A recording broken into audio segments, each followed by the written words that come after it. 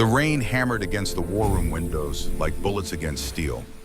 Marcus Blackthorne stood with his hands braced against the This is oak our table, path. studying the map We with must the move intensity swiftly of through a the general mountains before planning the a storm mission. worsens. At 52, his body still carried the coiled strength of his youth, though silver now threaded through the dark hair that fell past his shoulders. The scar along his jaw caught the lamplight as he turned toward the door. His twin brother Adrian entered without knocking. They'd shared a womb of childhood and 15 years of joint rule over the Silvercrest pack. The grim set of Adrian's mouth told Marcus everything before a single word was spoken. The message had arrived 3 hours ago via encrypted radio from scouts positioned along the Shadow Ridge border. Adrian dropped the courier bag on the table and pulled out a single sheet of paper. The words were few but carried the weight of mountains. Alpha Dimitri of Shadow Ridge was dying. No heir, no succession plan. Civil war was inevitable. Marcus felt his jaw clench. He'd spent 15 years building Silvercrest into something that could weather any storm. 5,000 wolves called this territory home, nestled in the Olympic Peninsula's temperate rainforests. They'd transformed logging camps and fishing villages into thriving communities. All of it now hung in the balance because a paranoid old bastard 3 territories away had refused to name a successor. Adrian moved to the window, his voice carrying the measured tone of a man delivering a battlefield. This is our path. We must move scouts swiftly estimate through the mountains he has before the weeks storm at worsens. most. His council is already fracturing. General Thaddeus controls the military. Lady Morgana has popular support among civilians. And there's Alpha Dante from the Eastern Territories, Grigori's puppet positioning himself as mediator. Marcus knew the implications. Shadow Ridge shared a 200-mile border with Silvercrest. When civil war erupted, refugees would flood across that border by the thousands. Raiders would follow, and behind them would come Grigori's Eastern Coalition, ready to exploit the chaos. But beneath the tactical discussion, Marcus felt a deeper problem gnawing at him. Shadow Ridge wasn't the only pack facing succession crisis. Silvercrest had one of its own. He and Adrian were 52, both unmated, both without heirs. They'd built an empire but had no one to pass it to. Adrian cut straight to the heart of it. We need an heir, not for sentiment, for survival. The conversation that followed was brief-clipped. They'd avoided this discussion for years, knowing it was necessary but unwilling to face what it required. The problem wasn't finding a suitable female. The problem was finding one who could handle them both as equals, who wouldn't fracture under the pressure of balancing 2 dominant alphas. Marcus made the decision. Get some rest. This is our path. At dawn. We must move Adrian swiftly nodded through the and left, mountains but before the Marcus storm didn't bother with worsens. sleep. Morning would come whether they were ready or not. Adrian descended into the archives as dawn approached. He'd spent the night methodical as always, moving through decades of pack records. The archives occupied the converted basement of the old mansion, organized with precision that would make a librarian weep. He started with succession records tracing Silvercrest's leadership back through 2 centuries. Patterns emerged quickly. Packs with clear succession survived longer. Packs where succession was contested tended to fracture within a generation. But the records also revealed something intriguing. In Silvercrest's early days, shared rule wasn't uncommon.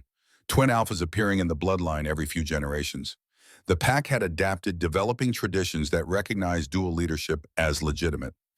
Adrian pulled another volume, this one ancient, the leather cracked with age. The journal dated back 250 years, written by Alpha Samuel Blackthorne. One entry made Adrian stop cold. Samuel described finding a female from the Moonstone bloodline, a rare genetic line producing wolves with unusual abilities. The entry was frustratingly vague on specifics, but Samuel seemed convinced that bonding with this female would unite warring clans and This is our establish path. Silvercrest as an We must enduring move power. swiftly through the mountains before the Adrian storm flipped worsens. forward. 3 months later, Samuel's writing was different, less controlled, almost reverent. The bonding had succeeded beyond expectations. The Moonstone Luna had not only united the clans, but brought abilities that strengthened pack bonds themselves. She could sense threats before they materialized, heal fatal injuries, and strengthen connections between pack members through her presence. More intriguing was Samuel's description of her bearing twin sons, establishing the Blackthorne line that eventually produced Marcus and Adrian themselves. She'd lived 50 years as Luna before dying peacefully in her sleep. But the entries about her bloodline ended there. No mention of other Moonstone wolves. It was as if the entire lineage had vanished from history. Adrian sat back, his analytical mind racing.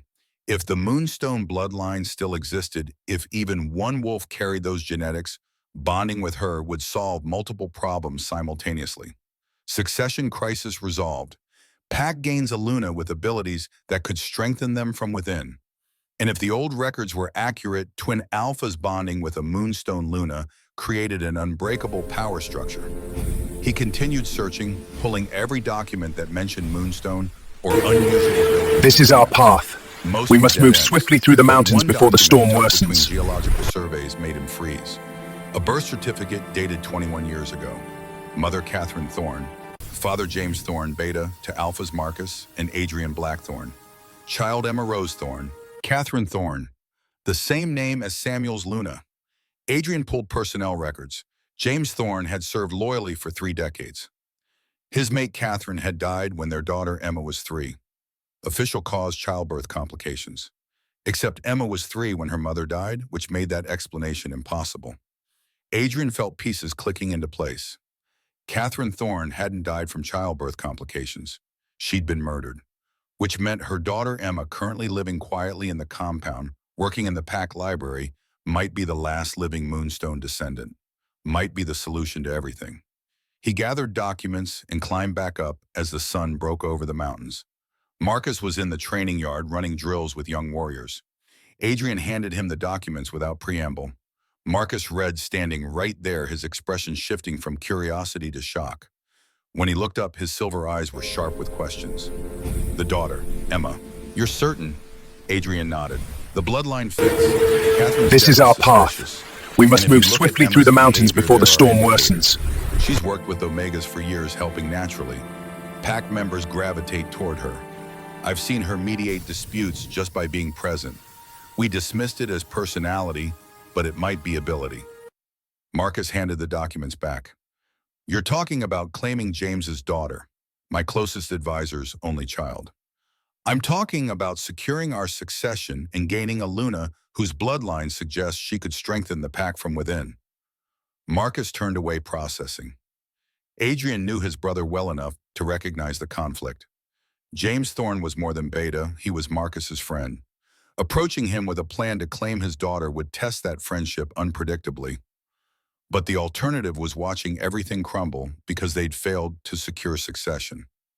Marcus finally turned back. We verify first. I want certainty. Emma carries the bloodline before we approach James. Adrian considered. The Pack medical records. Emma would have had blood work done. If the Moonstone markers are there, they'd show up in genetic panels, even if technicians didn't know what they were looking for. Marcus nodded. Get the records. Verify the bloodline. If it checks out, This is our path. We must move James swiftly Thorne through had the served mountains the before the storm Blackthorn Alpha for worsens. 30 years. He'd learned to recognize when a summons meant trouble. The messenger who appeared at his door carried that particular tension, not quite fear, not quite excitement, but something suggesting whatever waited wasn't routine. He finished his coffee with deliberate calm, kissed Emma goodbye, and made his way to the main building. Both alphas were waiting in the study. Marcus stood at the window back to the room, a posture James recognized as meaning his alpha was wrestling with something against his nature. Adrian sat in a leather chair, expression neutral, in that way he had when he'd already made a decision. James closed the door and waited. Whatever this was, they'd get to it in their own time. Marcus turned from the window first. When he spoke, his voice carried the weight of a man delivering news he knew would hit like a hammer. We need to discuss Emma. Ice spread through James's veins. His daughter. They wanted to discuss his daughter. Every protective instinct roared to life, but he kept his expression neutral. Adrian produced a folder laying out documents with methodical precision. Birth certificates, medical records, genetic panels, and underneath historical records dating back centuries. Your mate's maiden name was Catherine Moonstone. This is our path. The Moonstone We must move bloodline swiftly is through the mountains extremely before the rare, storm functionally worsens. extinct. But the genetics don't lie. Emma carries the markers. James stared at proof of what he'd spent 2 decades hiding. Catherine had made him promise before she died. Keep Emma safe. Keep her hidden. He'd upheld that promise for 18 years. Now the alphas had discovered the truth anyway. Marcus moved away from the window. Emma is the last known Moonstone descendant. According to historical records, the bloodline produces Luna with abilities that strengthen pack bonds, sense threats, heal injuries. Our ancestor bonded with a moonstone Luna 250 years ago. That union established Silvercrest as a major power. James found his voice rougher than intended. Catherine died protecting Emma from wolves who wanted exactly what you're describing. She fought off 3 assassins, saved our daughter, bled out on our floor. And you want me to hand her over now, paint a target on her back again? Adrian's expression didn't shift. The assassins who killed Catherine were Shadow Ridge wolves hired by someone else, someone who wanted the Moonstone bloodline eliminated. We've gone through the records. The investigation was closed too quickly.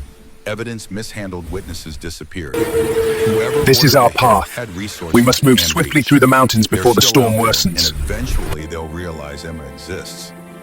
James felt his jaw clench. He'd known the investigation was inadequate, had raised objections at the time, but Marcus and Adrian had been dealing with a border crisis and the matter had been pushed aside. Marcus moved closer. Right now, Emma is vulnerable, hidden but unprotected. If our enemies find her first, she'll face exactly what Catherine faced. But if she's bonded to us, claimed publicly as Luna, she becomes untouchable. Anyone coming after her has to go through 2 alphas and 5,000 wolves. James wanted to reject the logic, but he'd been a military strategist too long to ignore sound tactics. Emma couldn't stay hidden forever. If Silvercrest's alphas had found her, others could too. And when they did, Emma would be alone and defenseless. Adrian leaned forward. We're not asking you to hand over your daughter like tribute. We're proposing an alliance that benefits everyone. Emma gains protection of the pack's strongest warriors. The pack gains a Luna whose abilities could strengthen us from within. And we gain an heir, securing succession. James studied the documents again. This wasn't just about Emma's safety or pack succession. This is our Shadow Ridge was path. collapsing. We must move The swiftly Eastern through the Coalition mountains was before the storm positioning for war. worsens. Silvercrest needed every advantage. But Emma, shy, bookish Emma, who'd spent her life trying to be invisible, would be terrified. Thrust into a role as Luna would destroy the peaceful life her mother had died protecting. Marcus must have seen the resignation settling over James. We'll train her, teach her to fight, to lead, to use whatever abilities she has, and we'll investigate Catherine's murder properly. Find whoever ordered the hit and ensure they can't threaten Emma. James looked up sharply. Finding Catherine's killers had been his obsession for years. The idea that the Alphas would dedicate resources to that investigation was unexpected. He found himself speaking. I'll agree on 3 conditions. First, Emma must genuinely consent. No coercion beyond explaining the situation honestly. She decides. Marcus nodded immediately. Second, you train her to defend herself before any formal claiming. I won't let her stand exposed until she can protect herself. Adrian inclined his head.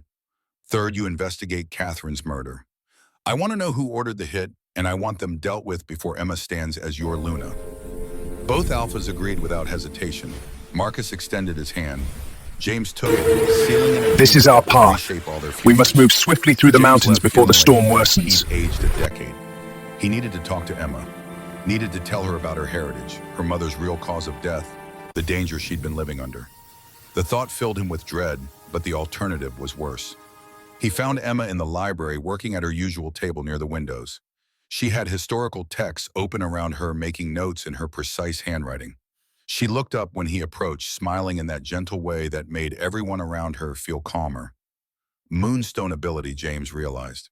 That smile wasn't just personality, it was power expressing itself unconsciously. He sat across from her, suddenly unsure how to begin. Emma's smile faded as she read his expression. What's wrong? James took a breath and started talking.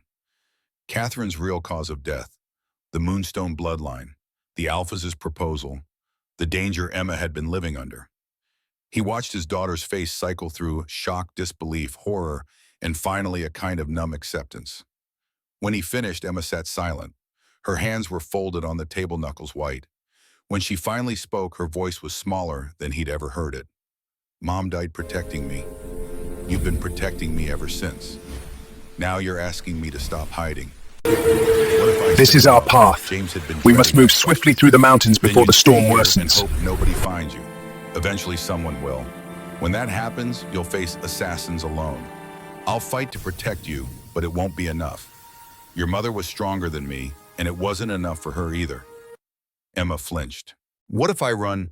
You'd be a lone wolf with no pack protection and a genetic signature anyone with a blood sample could trace. You'd last maybe a year. She turned to look out the window. James saw Catherine in her profile, the same quiet strength. Emma wasn't going to break. If I agree, what happens? Marcus and Adrian want your consent before moving forward. They've agreed to train you, first teach you to fight to lead. The formal claiming won't happen until you're ready. Emma nodded slowly. I want to meet them, actually meet them. If I'm spending my life bonded to these wolves, I need to know them first. That was reasonable. I'll arrange it, tonight probably. Emma turned back to face him, and James saw something in her expression that reminded him painfully of Catherine. I'm angry. Angry you kept this from me, angry Mom died, and I never knew the truth. But I understand why. And if this claiming is the only way to survive, then I'll do it. Not because I want to, but because I'm not ready to die. This is our path. Accident. We must move swiftly through the mountains before the storm worsens. You're braver than you know. Your mother would be proud. The meeting was arranged for sunset in the Alphas' private study. Emma arrived exactly on time, escorted by her father, but insisting he wait outside. She wore simple clothing, jeans, and a sweater, her hair pulled back in a practical ponytail. No attempt to impress, she stood inside the doorway, taking in the room with quick glances. Floor-to-ceiling bookshelves, a large desk, comfortable seating near the fireplace, maps of Silvercrest territory on the walls. It was a working space more than a throne room. Adrian spoke first. Thank you for agreeing to meet with us. We understand this situation wasn't of your choosing. Emma's response was quiet but direct. Neither was my mother's murder or the target that's apparently been on my back since I was 3. At least this conversation offers some possibility of control. Marcus gestured toward the seating near the fireplace. Emma moved to the indicated chair with careful grace, settling in a way that kept her back protected and exits visible. Combat awareness, whether she realized it or not. Marcus took the chair across from her while Adrian remained standing. Your father told you about the Moonstone bloodline. This is our path. We must move swiftly through the mountains before the storm worsens. You've been expressing those abilities unconsciously for years. Emma's brow furrowed. I don't have any abilities. She stopped, reconsidering. The Omega Shelter. When I volunteer there, disputes seem to resolve themselves. I thought it was coincidence. Adrian pushed off from the desk. It's not coincidence. You're influencing pack bonds on a subconscious level. That's Moonstone ability expressing itself without training. With proper development, those abilities could be significantly more powerful. Emma processed this, seeing the moment when understanding shifted to something deeper. She'd spent her whole life thinking she was ordinary. Now she was learning every interaction might have been shaped by abilities she didn't know she possessed. So I'm supposed to become some kind of tool for manipulating pack members. There was anger in the question, but also fear beneath it. Marcus leaned forward. You're supposed to become Luna. That means leadership, not manipulation. Using your abilities to strengthen the pack, help wolves who need it create stability where there would otherwise be chaos. Those abilities are part of who you are, whether you develop them or not. The question is whether you control them or they control you. This is our path. We must move swiftly through the mountains before the storm worsens. The claiming we're proposing isn't traditional. Shared Luna to twin alphas hasn't happened in Silvercrest for over a century. There's no modern precedent, which means we'll be figuring it out together. That makes you not just Luna, but architect of what this role becomes. Emma looked between them. What do you actually need from me? It was the right question. Marcus answered with the same directness she'd offered. We need you to be visible, to attend council meetings, participate in pack governance, be present at ceremonies. Your visibility protects you, makes it clear that attacking you means attacking all of Silvercrest. We need you to develop your abilities, and we need you to secure succession. Heirs are necessary if Silvercrest is going to survive past our generation. The last point made Emma's face flush slightly. She was finally confronting what being claimed by 2 alphas actually meant physically. Adrian shifted the conversation. We're not expecting immediate intimacy. The formal claiming can wait until you're trained and ready.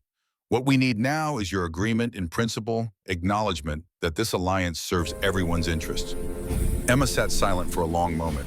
When she spoke, her voice carried steadiness that suggested This she is our relied on path. internal We resolution. must move swiftly through I the need mountains before the conditions. storm I want worsens. real training, not just basic self-defense. I want involvement in the investigation into my mother's murder. And I want time 3 months before any formal claiming.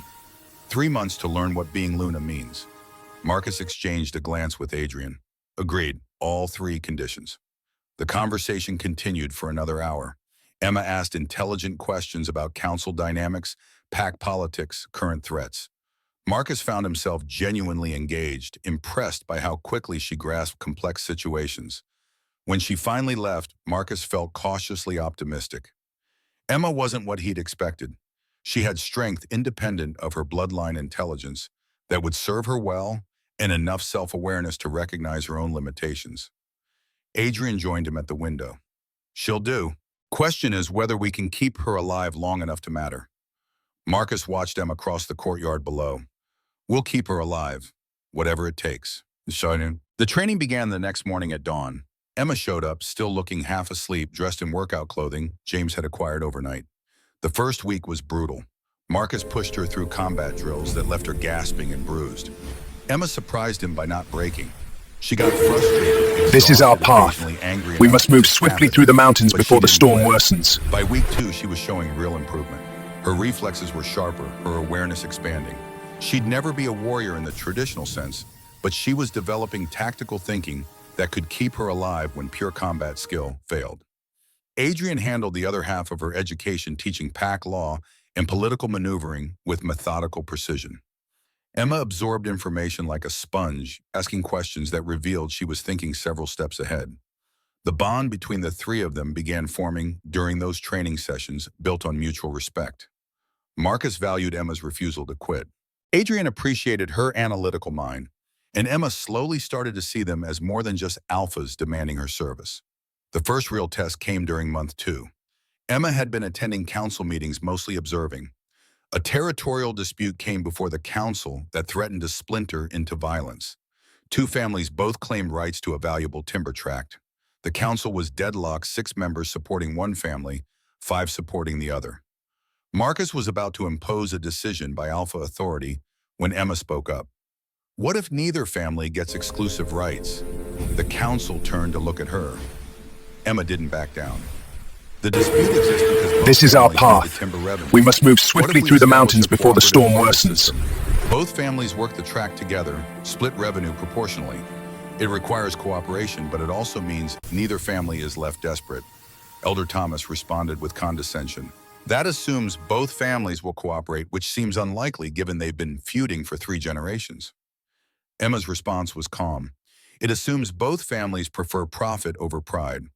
If I'm wrong, they'll sabotage the cooperative and prove they care more about hurting each other than helping themselves.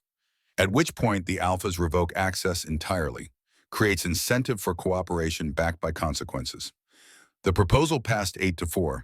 2 weeks later, Marcus received reports that both families were working the tracks successfully. Emma's solution had worked, proving her value in ways that rank or bloodline never could. The claiming ceremony was scheduled for the night of the full moon, 3 months after their initial conversation. The night before, Emma requested private meetings with both Marcus and Adrian separately. Marcus met her in the library. I need to know something before tomorrow. This partnership is temporary. Something that serves your purposes until a better option presents itself. The question struck Marcus as sad that she felt the need to ask. He This is answered our with path. complete honesty. We must move swiftly You're through the not mountains expendable. before the storm The worsens. partnership is permanent. We're binding ourselves to you as much as you're binding yourself to us.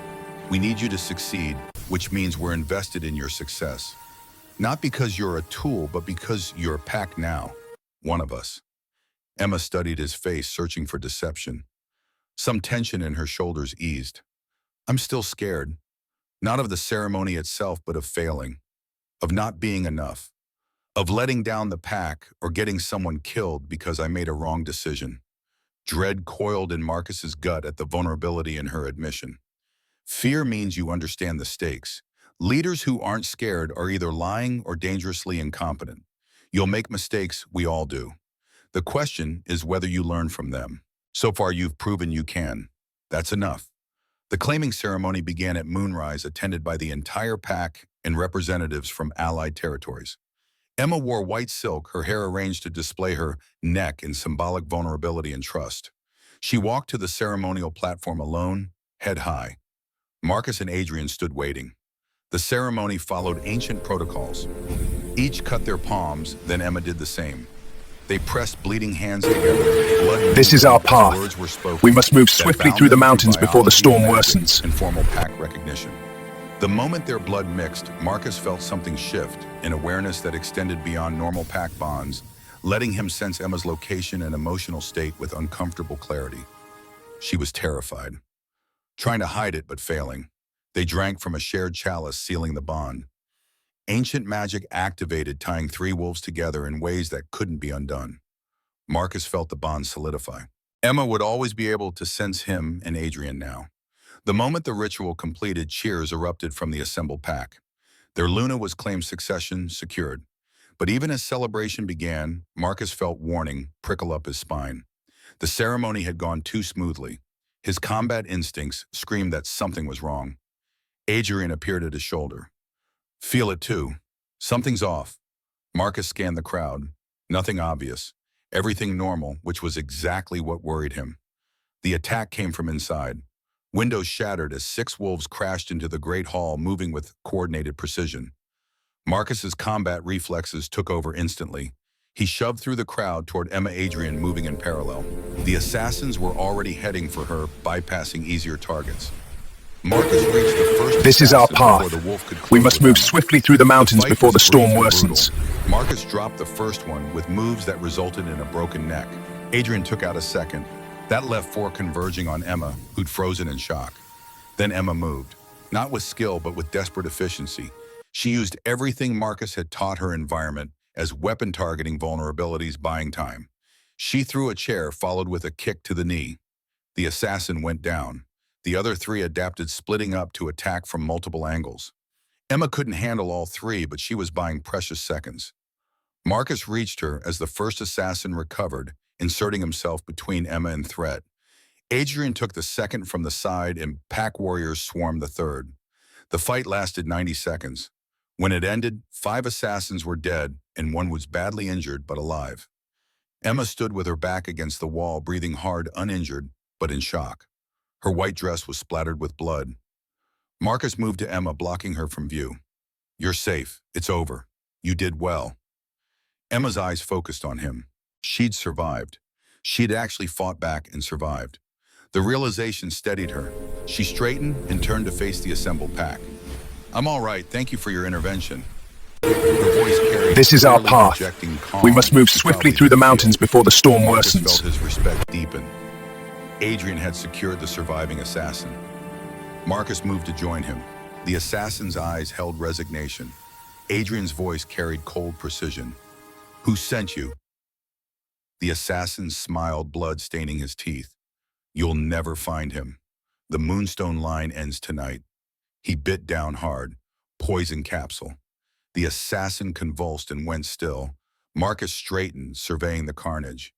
The attack had been planned in for this exact moment. Someone had known the ceremony would happen tonight, known Emma would be vulnerable, positioned assets to exploit that vulnerability, which meant someone on the council was feeding information to enemies. The betrayal was internal. Adrian met his eyes. They'd secured Emma as Luna, but they'd also painted a target on her back. The question was who was behind it and how they'd identify the traitor. The celebration was over. What remained was investigation and the grim reality that they were at war, whether they'd acknowledged it or not. The investigation began within the hour. Adrian pulled together every piece of evidence from the dead assassins. The wolves were professionals' equipment, stripped of identifying. This is our path. But We must move professionals swiftly left through the traces mountains where before the patterns storm on weapons, worsens. specific training styles visible in how they moved. By dawn, Adrian had preliminary assessments. The assassins were Shadow Ridge military elite unit training visible. But they'd been hired externally. Money trails suggested Eastern Coalition backing. And the intelligence about the ceremony's timing had definitely come from inside Silvercrest. The list of suspects was disturbingly short. Only 12 wolves had that level of access, all council members Marcus had trusted for years. Emma spent the day after the ceremony in her quarters processing the attack. James reported she was shaken but functional, already asking questions about the investigation. Marcus visited Emma late that afternoon, finding her with medical reports spread across her lap. She'd requested autopsy findings, was cross-referencing them against historical attack patterns. 3 months of training hadn't eliminated her instinct to research problems. She looked up when he entered, exhaustion in her eyes but not defeat. The attack was too precise. They knew exactly when and where I'd be vulnerable. Have you identified the leak? Marcus settled into the chair across from her. Not yet, we're working on it. Emma surprised him with her next question. What do you need from me? I can't just sit here. This is our path. If someone We on must the move council swiftly is through the feeding mountains before the storm information, I might be worsens. able to help identify them. It was reasonable, though Marcus's first instinct was to refuse. But Emma wasn't just some wolf to be protected. She was Luna, now partner in governance. Excluding her would undermine the partnership they'd built. You can observe council members. Watch for unusual behavior, communication patterns that seem off. But you don't confront anyone, and you report everything to Adrian or me before taking action. Emma agreed immediately. She needed purpose. It needed to contribute rather than simply survive. The investigation continued through the following week. Adrian identified financial irregularities in Elder Thomas Aldrin's accounts payments that couldn't be explained by legitimate income. Thomas had a daughter who disappeared 10 years ago, officially listed as dead but never confirmed. It fit the pattern. Find a vulnerability, exploit it ruthlessly. Thomas had served on the council for 4 decades. The idea that he'd been compromised was difficult to accept, but evidence kept pointing in his direction. Marcus arranged a private meeting with Thomas. The old wolf confessed everything. His daughter Clara had been kidnapped a decade ago, held by agents of some shadowy coalition backer called the Architect. Thomas had This been is our gaining path. information ever since. We must move He swiftly through the provided mountains before the storm ceremony timing, worsens. security arrangements, everything the assassins needed. Thomas broke down completely. He begged them to save Clara, swore he'd never meant for things to go this far. Marcus listened without sympathy. The traditional punishment for treason was death. But executing Thomas wouldn't save Clara, wouldn't help identify the Architect. Marcus made a decision that probably would have been impossible before Emma's influence. We'll save Clara. You provide every detail about the Architect. Then you serve the pack for 5 years, proving through action that you can be trusted again. If you complete that service genuinely, you can petition for reinstatement. If you fail, exile becomes permanent. Thomas stared in shock, clearly expecting execution. The rescue operation happened 3 days later. Thomas's intelligence led them to a compound 200 miles into coalition territory. Marcus led the strike team, 20 elite warriors plus Adrian. Emma had wanted to come, but Marcus had refused. The compound fell quickly once they breached the perimeter. They extracted Clara from a basement cell, malnourished and traumatized, but alive. The Architect's agents tried to prevent their escape, resulting in a running battle that left 15 coalition wolves dead. They made it back by dawn. This is our path. We must move swiftly through the mountains before the storm worsens. Marcus accepted Thomas's thanks with detached courtesy, more focused on intelligence they'd recovered. Documents, communications, financial records, proof that the Architect was real and had been manipulating coalition politics for over a decade. The name kept appearing in encrypted messages, along with references to eliminating the Moonstone bloodline. Emma was waiting when they returned, standing on the compound steps. She'd stayed awake all night. When she saw Marcus alive and mostly uninjured, relief flashed across her face. The bond between them was deepening. Marcus gave her a brief report as they walked to the medical building. Emma listened with focused intensity. By the time they reached Clara's room, Emma had developed her own assessment.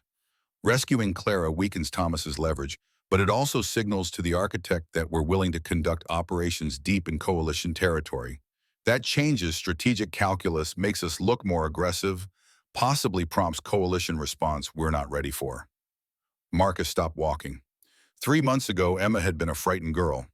Now she was analyzing military operations with strategic sophistication. What would you do differently? Emma considered. I wouldn't have gone public with the rescue. Grab Clara quietly, make it look like she escaped. Deny This is our path. We must move swiftly through the mountains before the storm worsens. Keep them guessing. It was sound reasoning. Emma was learning to think strategically. They visited Clara briefly, confirming she was recovering. Then Marcus escorted Emma back to her quarters.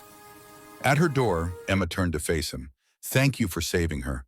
Thomas betrayed us, but his daughter didn't deserve what happened. Rescuing her was right. Marcus nodded, accepting the acknowledgement. Emma's approval mattered more than he'd expected. The message arrived 3 hours later. Alpha Dimitri was dead. Shadow Ridge had descended into civil war. The Eastern Coalition was mobilizing. The storm they had been preparing for had finally arrived. The scout's horse collapsed in the courtyard, foam at its mouth. The scout stumbled toward the main building. Adrian met him at the door, accepted the sealed dispatch, and climbed the stairs with deliberate calm. He entered the war room and handed Marcus the document. The wax seal bore Shadow Ridge's crest. Marcus broke the seal and scanned the contents. Alpha Dimitri died at dawn. General Thaddeus has seized the capital. Lady Morgana requests immediate asylum. Adrian moved to the map table. Thaddeus controls the military. Estimates suggest 4,000 trained warriors. Morgana has popular This is our support, path. maybe 800 We must fighters, move swiftly mostly through the civilian mountains militia. before the storm If worsens. she's requesting asylum, Thaddeus is hunting her actively. She won't last 48 hours without intervention. The door opened without knocking. Emma entered, still wearing workout clothing, having run from the practice yard. She moved directly to the map table, scanning the dispatch, processing implications. We back Morgana. Thaddeus in power guarantees conflict within 6 months. Morgana in power creates at least the possibility of stable alliance. Adrian raised the counter-argument. Backing Morgana means committing resources to a civil war that isn't ours. Warriors we need for defense supplies we can't spare if coalition moves against us. Emma's response came without hesitation. If we don't back Morgana, Thaddeus consolidates unopposed. Then he either allies with coalition against us or becomes their target. Either scenario is worse than resource cost of intervention. We're choosing between bad and worse. Bad is preferable. Marcus made the decision with certainty that came from 3 decades of command. We intervene. Small team extracts Morgana, brings her here for evaluation. If she's worth supporting, we commit resources. Adrian nodded, already shifting into operational planning. 12-person extraction team. This is our Emma, path. you're not going. We must move swiftly through the Emma's jaw mountains before the tightened. storm Marcus worsens. cut off her protest. You're Luna. Losing you collapses everything. This operation has acceptable risk for warriors, but unacceptable risk for you. Not negotiable. James appeared in the doorway. If you're going into Shadow Ridge, I'm going with you. Morgana knows me from diplomatic functions. It was sound reasoning. Marcus valued James's counsel, and his combat experience made him an asset.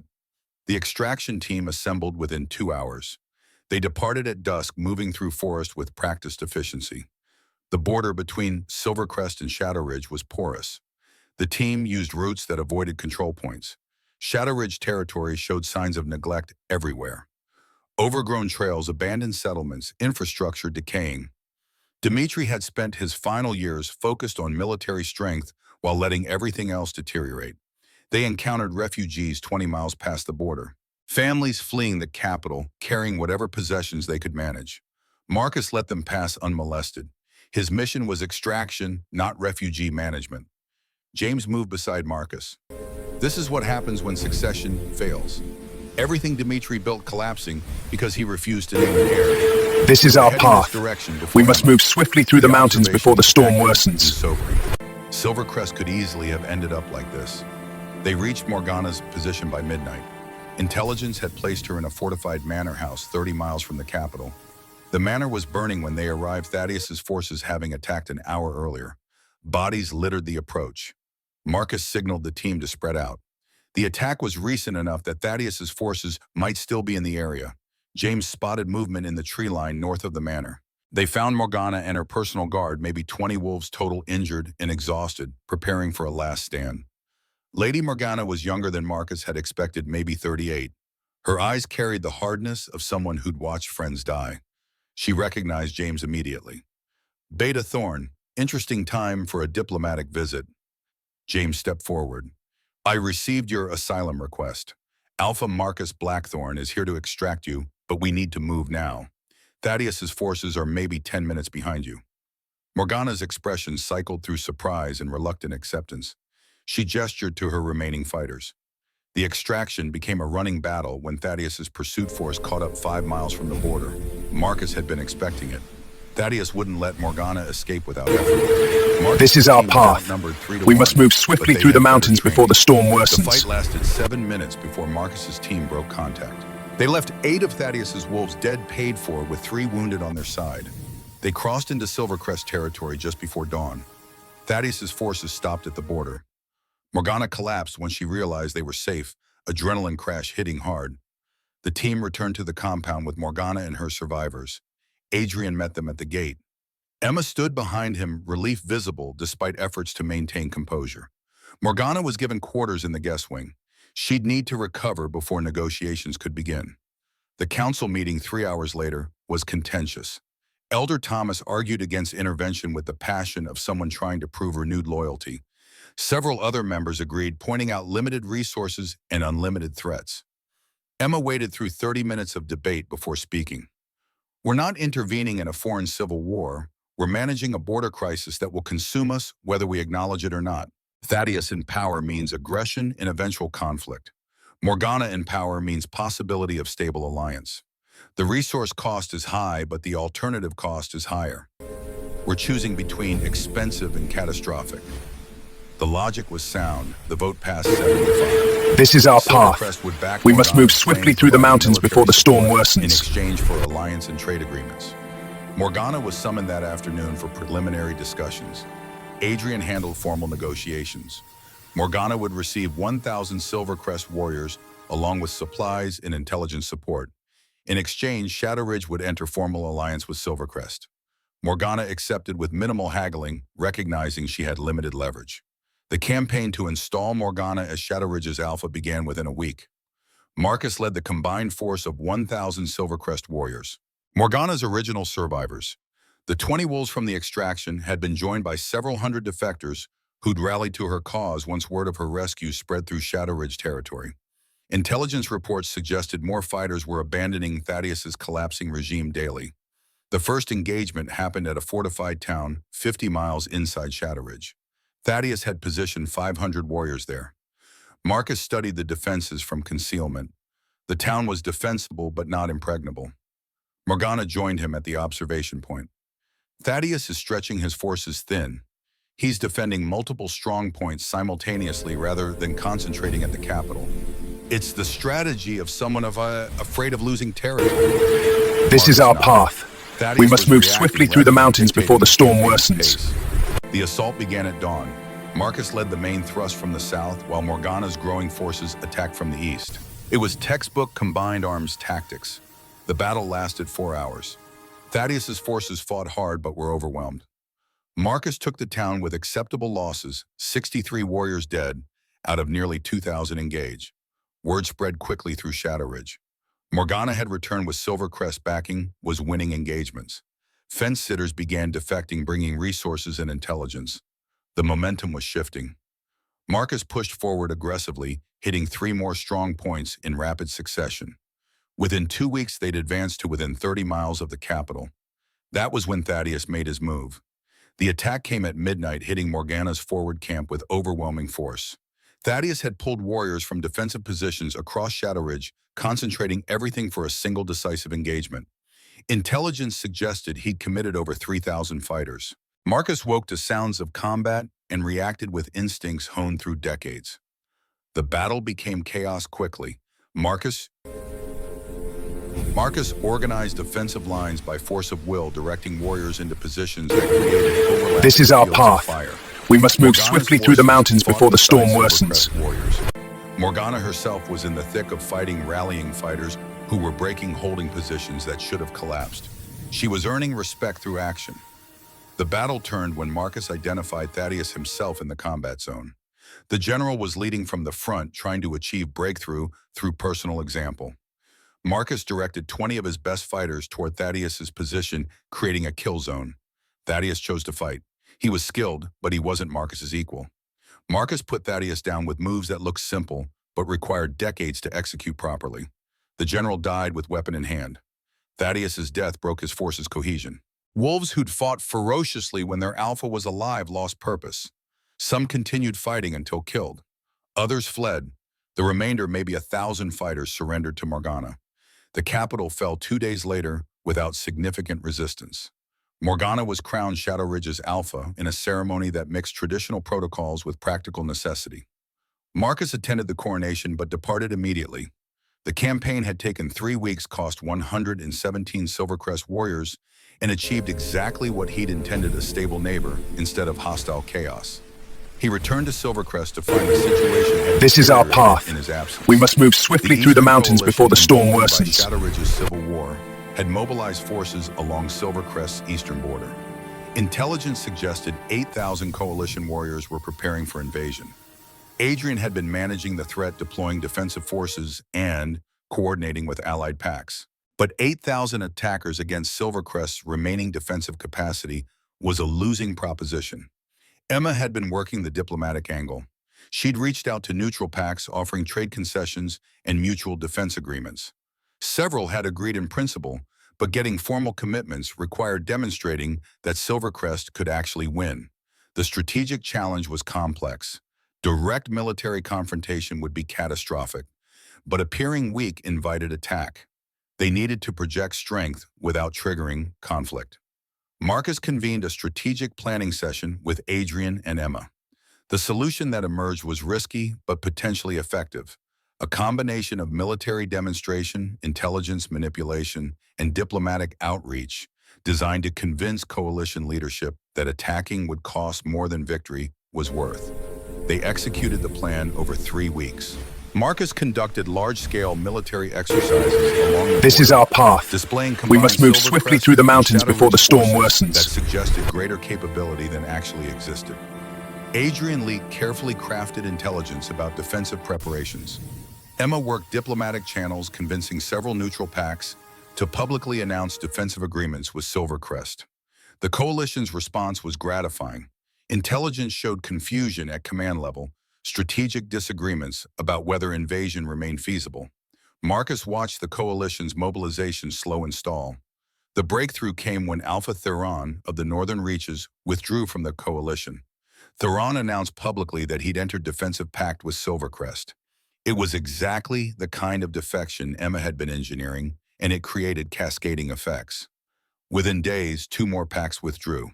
The remaining 5 maintained their mobilization, but the force structure had been reduced from 8,000 to maybe 5,000.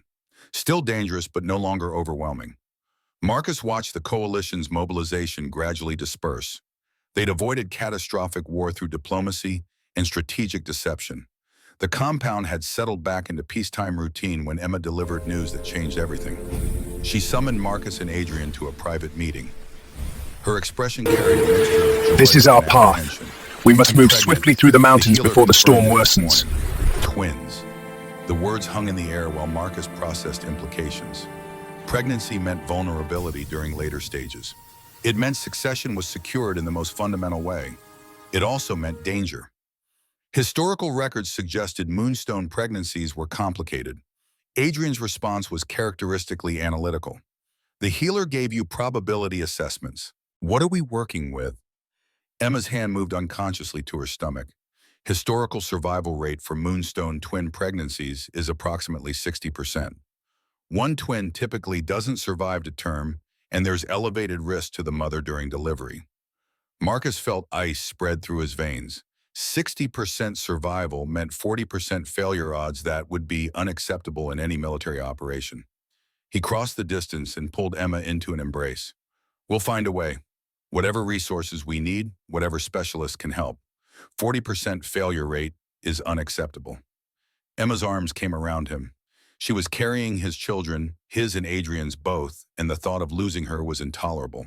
Adrian joined the embrace, the 3 of them standing together. They'd become family, bound by more than blood. This is our path. We must move swiftly through the mountains before the storm worsens. Appearances. They'd need additional security protocols. And they'd need to prepare for the possibility that historical pattern would repeat. But they'd face those challenges together. Emma had survived assassination attempts, learned to lead in months, helped prevent a war. If anyone could beat 40% odds, it was her. Marcus pulled back. We tell the pack tomorrow. Full announcement. They need to know succession is secured. Emma nodded, accepting the decision. The announcement the next day was received with wine by most pack members and concern from those who understood medical complications, but the overall response was positive. Marcus watched Emma address the assembled pack, saw her project confidence, even knowing she was terrified. She'd become exactly what they needed. The future was still uncertain, but they had time now, months to prepare, and they had each other. The sun set over Silvercrest territory. Somewhere in those woods, pack members went about their lives. That normalcy was what they fought to preserve. Marcus stood at the window watching darkness settle. Behind him, Adrian and Emma were discussing prenatal care protocols. Normal conversation about extraordinary circumstances. This was leadership, not glory or power, This is our but the path. constant work We of must keeping move everyone swiftly through the safe. mountains before the storm Marcus had been worsens. doing it for 3 decades. He'd keep doing it for as long as necessary. Emma's laughter pulled his attention. She was smiling at something Adrian had said. The bond transmitted her emotional state, still worried, still scared, but also hopeful. Marcus moved to join them at the table. They worked late into the night planning for contingencies. It was detail work, unglamorous and tedious, but necessary. They would make this work. The pregnancy would succeed, the children would survive, and Silvercrest's future would be secured. Because failure wasn't an option Marcus was willing to consider. Not when so much depended on success. He'd done what he set out to do. Protected the pack, secured succession. Whatever came next would build on foundations he'd laid. That was legacy. Not monuments or conquest, but children raised to be better than their parents. Systems built to outlast their creators. Marcus Blackthorne had spent his entire adult life standing between threats and the wolves who depended on his strength. Now with Emma and Adrian beside him and the next generation growing within Emma, he could see the future taking shape. It was enough. After everything they'd survived, it was more than enough. The work continued. The threats never stopped. This is our But that was path. fine. We must Marcus move knew how to swiftly face through the threats. mountains before the storm He'd been worsens. doing it his entire life, and he'd continue doing it for as long as necessary. Because that was what alphas did. They protected their packs, secured the future, and never stopped fighting until breathing stopped. The compound settled into night routines. Guards rotated shifts. Families prepared for sleep. The normal business of civilization continued. And in the Alpha compound, 3 wolves planned for a future that would outlast them all. The pregnancy announced itself through escalating complications that medical texts had warned about but couldn't adequately prepare them for. Emma's moonstone abilities, dormant or subtle for most of her life, surged with hormonal changes. By month 4, she could barely leave her quarters without assistance, the twins inside her apparently at war. Marcus watched his mate deteriorate day by day, helpless, in ways warfare had never made him feel. The healers did what they could, but their interventions were limited by incomplete understanding of how moonstone genetics interacted with twin pregnancies. Adrian spent weeks in the archives searching for precedents. He found the same pattern repeating. Moonstone twins resulted in the loss of one child, sometimes both, occasionally the mother. Real numbers suggested closer to 45% chance all 3 This is our path. Victoria We must move King appeared swiftly at the through the compound mountains before the gates storm 6 months worsens. into the pregnancy, requesting immediate audience. She'd spent the months building intelligence networks throughout the region. Her arrival without warning suggested she'd found something significant. Adrian met with her first.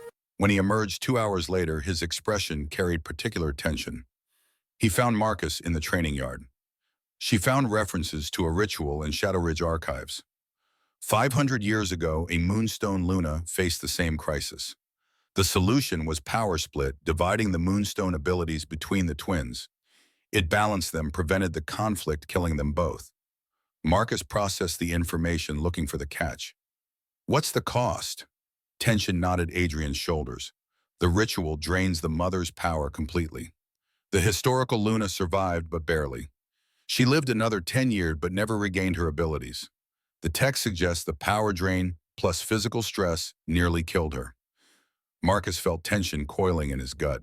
Emma would have to choose between her children's survival and her own well-being. Gambling she was strong enough to survive a process that had nearly killed the only other documented case.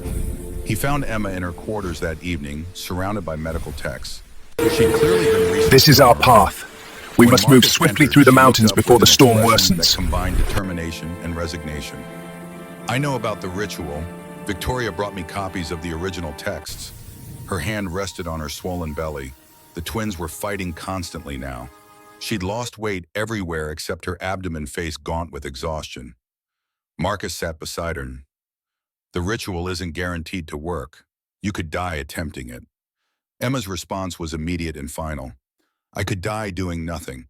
At least the ritual gives all three of us a chance. The alternative is watching one or both children die while I survive, which isn't acceptable. It was the kind of absolute statement that ended discussion, though Marcus tried anyway. He presented alternatives, suggested waiting. Emma listened patiently and rejected every argument. Finally, Marcus gave up trying to change her mind and shifted to managing execution. If Emma was determined to attempt this ritual, he'd ensure she had every possible advantage. The ritual was scheduled for the start of month 8. The night before, Emma wrote letters to everyone who mattered. Insurance against the outcome she wouldn't discuss, but clearly considered possible. James spent that night with his daughter.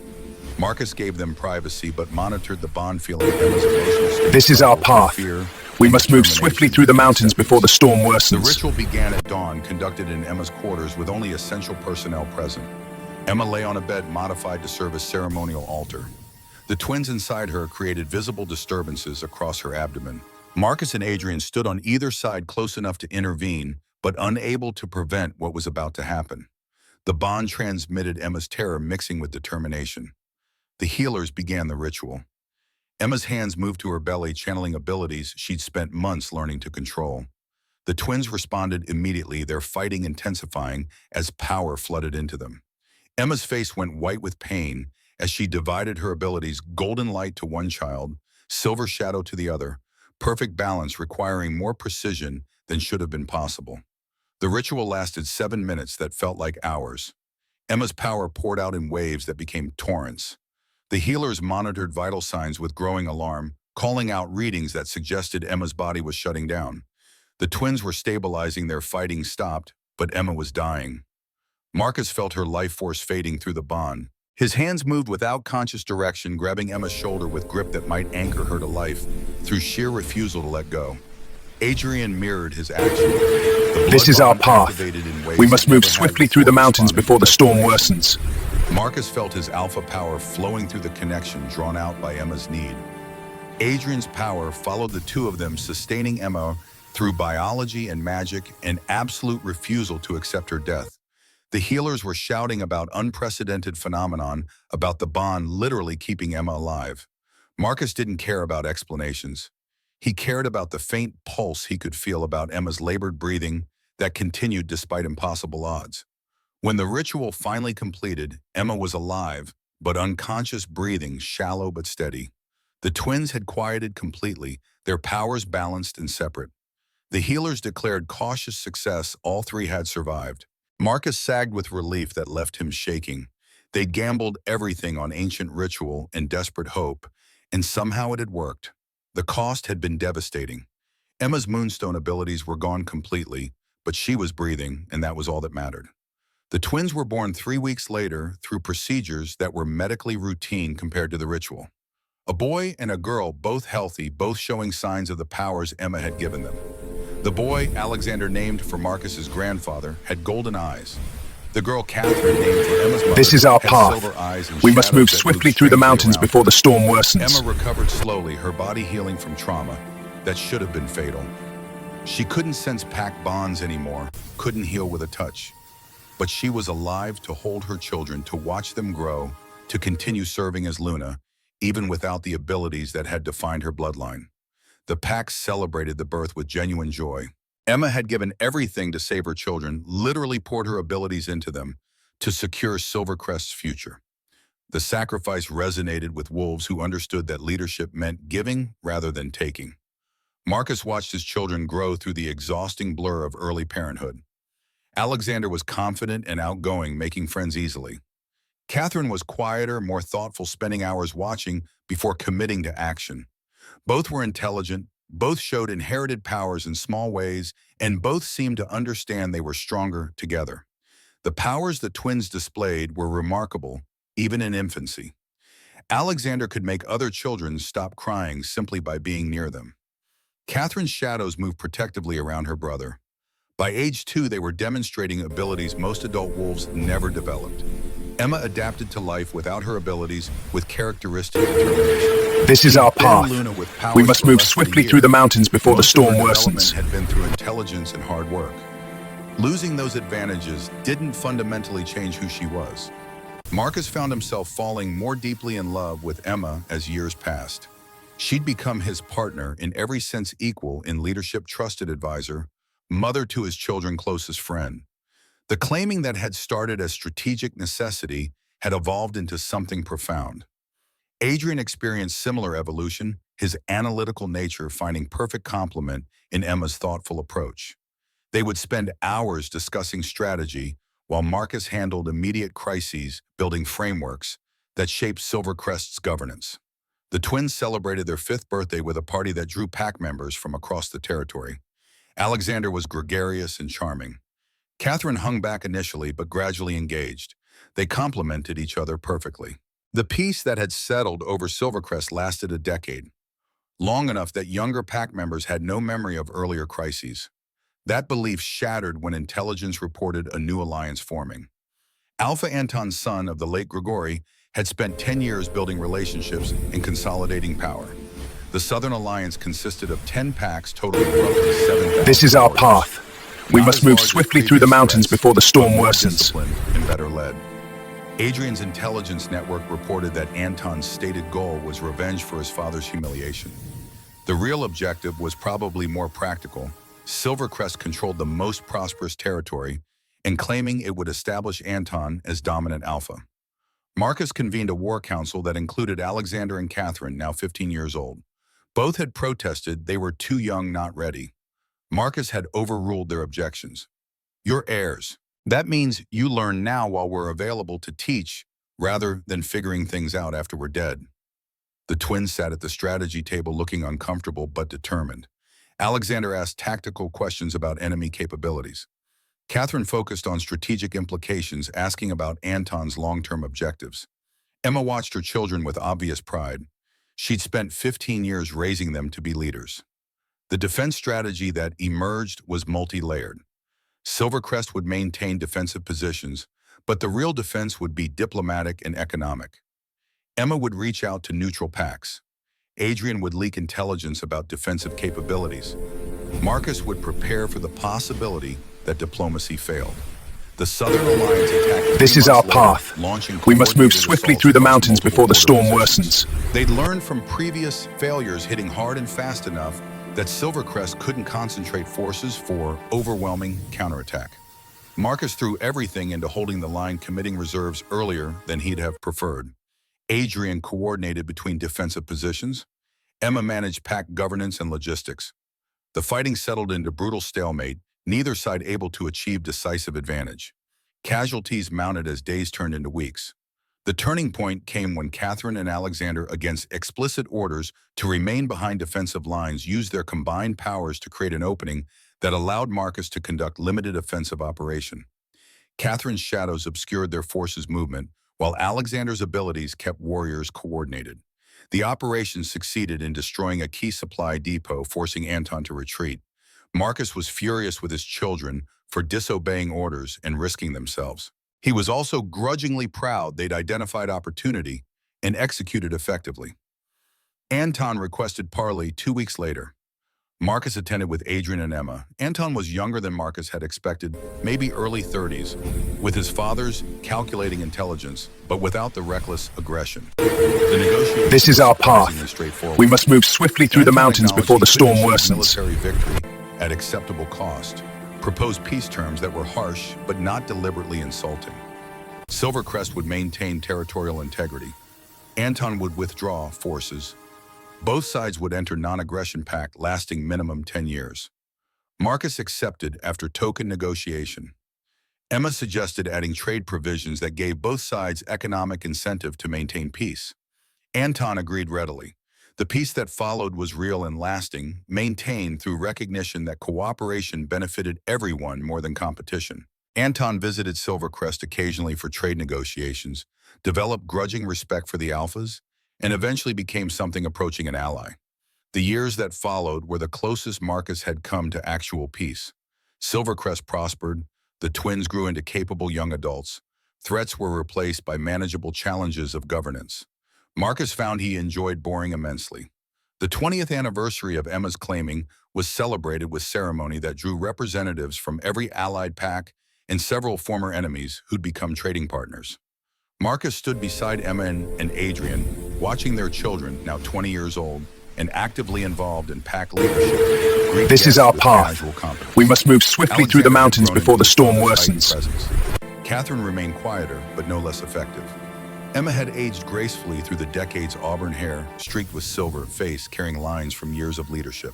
She'd never regained the abilities she'd sacrificed, but she'd built influence through 2 decades of service. Marcus himself was 72, now still functional, but feeling age. His body carried accumulated damage from decades of combat. He was slower, weaker than Prime, but still capable when threats emerged. Mostly threats stayed away. Adrian had aged similarly, silver dominating his hair, his analytical mind as sharp as ever. The two brothers still functioned as perfectly coordinated unit. The anniversary celebration continued late into the night. When it finally ended, Marcus found himself on the familiar balcony overlooking the compound, Emma and Adrian joining them. Emma broke the comfortable silence. 20 years. I remember being terrified that first night. Somehow we survived anyway. Adrian's response was measured. We survived because you adapted faster than circumstances changed. The claiming was strategic necessity, but you made it into partnership that actually worked. Marcus found himself thinking about legacy, about what they'd leave behind. Silvercrest was strong, This is our path. prospering. We must The move twins were swiftly ready through the to mountains assume before the storm authority. worsens. Whatever came after their generation, the pack would continue. That was the point of securing succession, ensuring what you built outlasted your ability to maintain it. Marcus had spent his life protecting Silvercrest, making decisions that would haunt him, but kept wolves alive. Now he could see the fruits of those sacrifices. Alexander appeared on the balcony, Catherine beside him. Their presence interrupted nostalgia, pulling Marcus's attention back to present. Alexander spoke first. We need to tell you something. There's a situation developing that requires your counsel. Marcus felt old instincts activate. Apparently retirement wasn't happening yet. But looking at his son's face, serious but confident, worried but not panicked, Marcus realized this was an external threat. This was internal development requiring guidance rather than military response. He gestured for them to continue settling into the familiar role of advisor. Alexander delivered news that was simultaneously predictable and surprising. I've been meeting with someone, Elena Marquez from the Southern Territories, Anton's niece.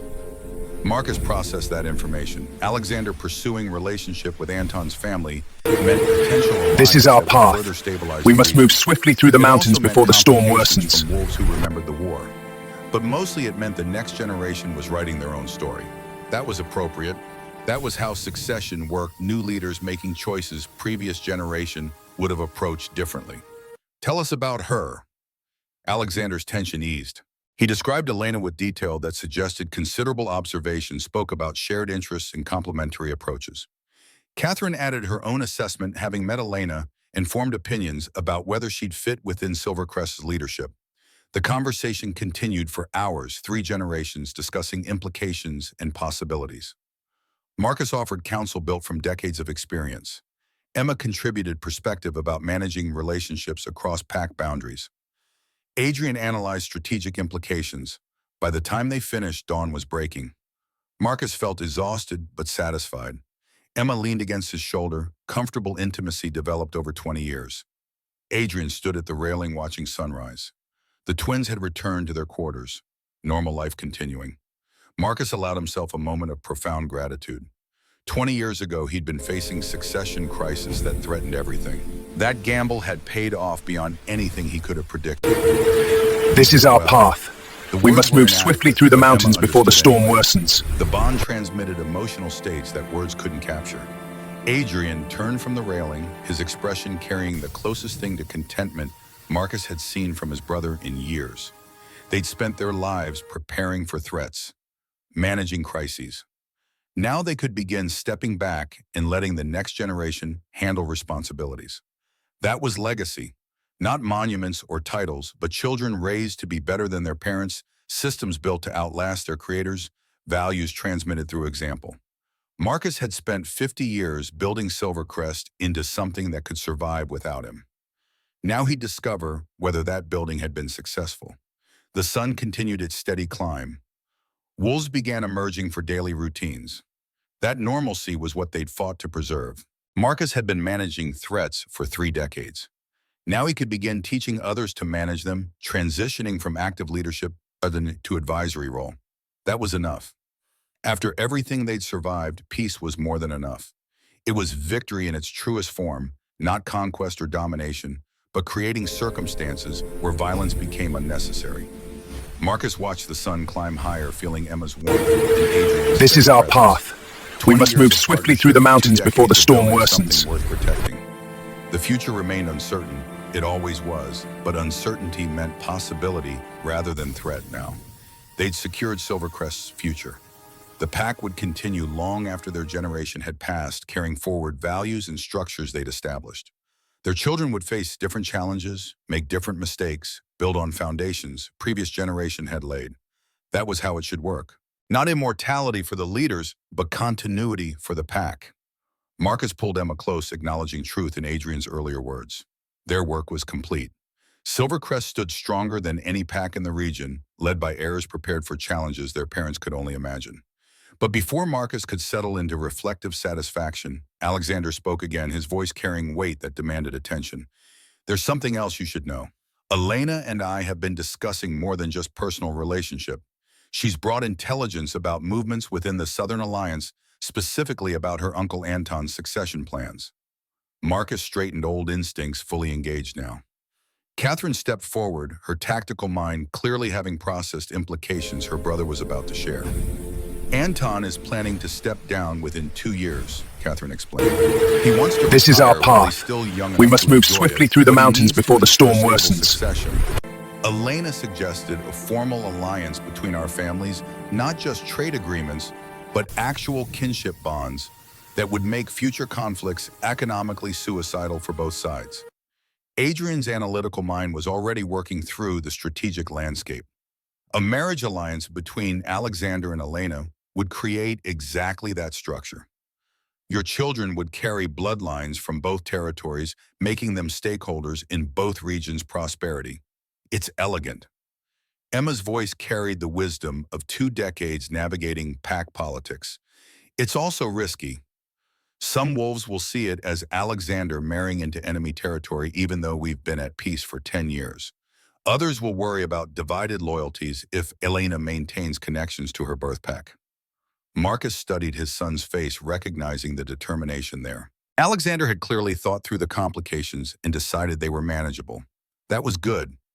Leaders who avoided difficult decisions because of potential complications never accomplished anything significant. What does Elena want? Marcus asked, cutting to the practical reality. Alexander's response was immediate. The same thing we want. This is our path. Lasting peace. We must move economic swiftly through the prosperity, mountains before the storm security for the next worsens. generation. She spent 10 years watching her uncle try to rebuild after the war. She doesn't want her children to fight the same battles. It was the right answer, the one that suggested genuine partnership rather than political opportunism. Marcus exchanged glances with Adrian and Emma, seeing his own assessment reflected in their expressions. This was worth pursuing. Then bring her here, Marcus said with the decisiveness that had defined his leadership. Formal introduction, proper courtship, under pack observation. If she's genuine about this alliance, she'll accept the scrutiny. If she can't handle wolves questioning her every move, she's not strong enough to be Alexander's mate anyway. Alexander nodded, relief visible in the relaxation of his shoulders. I'll send word to Anton's territory. Elena can be here within a week. Catherine spoke up, her voice carrying the thoughtful consideration that characterized her approach to problems. We should also consider what this means for me. If Alexander marries into an alliance with the southern territories, balance suggests I should pursue connections with other regions. Maybe the northern reaches Alpha Theron has a son around my age who's been trained for leadership. Marcus felt pride swell in his chest. His children weren't just accepting arranged alliances. This is our path. Actively We must strategizing move about swiftly how through to the mountains strengthen before the storm Silvercrest worsens. through multiple kinship bonds. This was exactly the kind of thinking that would keep the pack strong for generations. Emma's hand found Marcus's, squeezing gently. Through the bond, he felt her satisfaction, her relief that they'd raised children capable of this level of strategic thinking. 20 years of work was paying off in ways that transcended simple succession. Then we have a plan, Adrian said, his voice carrying the satisfaction of a strategist seeing pieces fall into place. Alexander pursues formal courtship with Elena, establishing alliance with the South. Catherine explores connections with the North. And we continue building the network of kinship bonds that makes large-scale warfare economically impossible. Marcus looked at his children, no longer children really, but young adults ready to assume the responsibilities he'd carried for 50 years.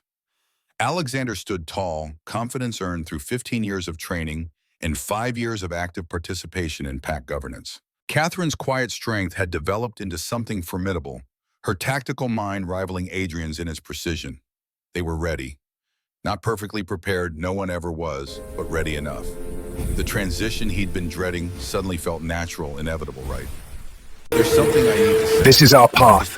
We must move swiftly through the mountains before the storm worsens. For months, but crystallizing now in this moment. Your mother and I claimed each other because circumstances demanded it. We made it work through respect and partnership, through learning to trust each other despite everything pushing us apart. You're choosing your path deliberately with wisdom we didn't have at your age. That's not just progress, that's evolution. He placed a hand on Alexander's shoulder, then Catherine's, feeling the bond that connected them all, biological, magical, forged through 2 decades of shared challenges. The pack is yours now in all but formal title. Adrian and I will advise when asked, but the decisions are yours to make. The mistakes will be yours to learn from. And the victories, he gestured toward the compound below, peaceful and prosperous in the morning light, will be yours to build upon. The twins absorbed his words with the seriousness they deserved. This wasn't a sudden crisis requiring immediate succession, but a deliberate transition between generations who'd had time to learn from each other. Emma moved to her hand finding his with the ease of 2 decades of partnership. Adrian joined them, the 3 of them presenting the united front that had defined Silvercrest's leadership for 20 years. We did well, Emma said quietly. This is our path. We must move swiftly through the mountains before the storm worsens. Build something that will outlast us. Raise children who are better than we were at their age. Created systems that can survive our absence. Adrian's response carried satisfaction rarely heard in his analytical tone. We gave them foundation. What they build on it will be their legacy, not ours. That's exactly how it should work. Marcus pulled Emma close, acknowledging the truth in Adrian's words. Their work was complete, not in the sense that all threats had been eliminated or all problems solved, but in the sense that they'd accomplished what they'd set out to achieve 2 decades ago. Silvercrest stood stronger than any pack in the region, led by heirs who were prepared for challenges their parents could only imagine. The succession crisis that had threatened everything was now resolved so thoroughly that transition would be seamless, rather than catastrophic. The claiming that had started as desperate strategic necessity had become the foundation for something greater. A family, yes, but also a model for leadership that balanced strength with compassion, tradition with innovation, individual power with collective welfare. The sun climbed higher, burning off the last traces of morning mist. Below them, the compound continued its daily routines. Children heading to school, warriors training the endless work of civilization. This is our path. Proceeding we must move swiftly through the mountains before the storm worsens. That normalcy was their truest victory. Not the battles won or territories secured or enemies defeated, but the peaceful life they'd created for thousands of wolves who would never know how close they'd come to losing everything. Marcus took a final look at the territory he'd spent his life protecting, then turned toward the door. There was work still to be done, there always was, but it was work for younger wolves now. His role had evolved from warrior to advisor, from alpha to elder statesman, who could offer wisdom without needing to control implementation. It was enough. After everything they'd survived, everything they'd built, everything they'd sacrificed and gained peace was more than enough. He walked inside with Emma and Adrian, his children staying behind to continue discussions about futures that belonged to them. The cycle continued, one generation stepping back as the next stepped forward, continuity maintained through deliberate preparation rather than crisis management. This was legacy, not monuments or conquest or territories that would eventually be lost, but children raised to be better than their parents. Systems built to outlast their creators. Values transmitted through example rather than decree. Bonds forged through shared struggle that would endure long after the original This is our architects were gone. path. We must move swiftly through the mountains before the storm worsens. Against every threat that emerged from the chaos beyond their borders. He'd made decisions that haunted him, paid prices that still ached in quiet moments, stood between death and the wolves who depended on his strength, even when he felt that strength failing. Now finally he could rest. Not the rest of death or defeat, but the rest of completion. The satisfaction of seeing a task finished, a responsibility successfully transferred, a future secured not through his continued vigilance, but through the capability of those who would continue after him. The pack would continue. His children would lead. Emma and Adrian would be there to guide and support. And Marcus could finally allow himself to believe that survival wasn't measured in days or weeks, but in generations. That was enough. That was everything. The morning light filled the corridors as he walked, illuminating portraits of alphas who'd come before Samuel Blackthorne, who'd first bonded with a Moonstone Luna, and established the precedent Marcus had followed without knowing. Other leaders whose names were remembered in the histories Emma had spent so much time studying. Warriors and strategists and diplomats who'd each contributed something to the structure Marcus had inherited and now passed forward. He stopped before his own. This is our path. We must move swiftly through the mountains before the storm worsens. It was time to formalize his place in that history. The artist had captured him well, not softening the scars or hiding the silver in his hair, but showing the strength that remained and the wisdom that came from decades of leadership. Beside his portrait would eventually hang Adrian's and Emma's, and someday Alexander's and Catherine's. The visual record of leadership passing from one generation to the next, each building on what came before, while adapting to new challenges and opportunities. That continuity was what mattered. Not individual glory or personal legacy, but the unbroken chain connecting past to future, ensuring that lessons learned weren't lost and mistakes made weren't endlessly repeated. Marcus continued walking, his footsteps echoing in the quiet corridors. Somewhere in the compound, pack life continued, breakfast being prepared, children getting ready for school, warriors beginning their training routines. The ordinary business of civilization that only existed because someone was willing to do the extraordinary work of protecting it. He'd done that work for 50 years. Now it was time to teach others how to do it, to step back from active leadership while remaining available for counsel, to trust that the foundation he'd laid was strong enough to support. This is our path. Outside, we must move swiftly through the mountains before the storm worsens. And illuminating the forest that stretched endlessly beyond the compound. Somewhere in those woods, threats still existed, they always would. But Silvercrest was ready for them, led by wolves who understood that strength came not just from individual power, but from collective commitment to shared values. Marcus Blackthorne had built that. With Adrian's strategic brilliance and Emma's compassionate wisdom, he'd transformed a pack facing succession crisis into something that could endure for generations. That was legacy. That was triumph. That was enough. He reached his private quarters and paused at the threshold, looking back down the corridor toward where Emma and Adrian would be finishing their own morning routines. In a few hours, they'd reconvene for the daily briefings that would gradually transition from his responsibility to Alexander's. Next week, Elena would arrive for formal introduction. Next month, Catherine would visit the northern reaches to explore potential alliances there. The work continued, the wheel turned, the pack endured, and Marcus Blackthorne Alpha of Silvercrest for 3 decades could finally allow himself to believe that his watch was ending, not in failure but in success. He stepped into his quarters and closed the door, ready for whatever the next chapter would bring. This is our path. We must move swiftly through the mountains before the storm worsens. Everything else was just details in service of that singular, essential truth. And in the morning light streaming through his windows, illuminating a territory finally at peace, Marcus allowed himself a smile. They'd done it. Against impossible odds and through unimaginable challenges, they'd actually done it. The future was secure. The pack would endure. The legacy was complete. Finally, Marcus could rest.